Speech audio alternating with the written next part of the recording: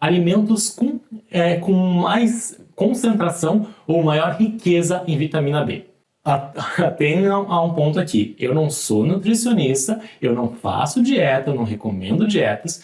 Óbvio, eu vou encaminhar esse paciente para um nutricionista se eu ver a necessidade, mas eu posso orientá-lo a buscar alimentos que vão ajudar nessa vitamina B, que vão ajudar também em todas essas características de aumentar a serotonina, proteger, agir como uma barreira de proteção desse nervo. Então lá, feijão de soja, produtos de soja, germes de trigo, leguminosas, folhas verdes escuras, tá?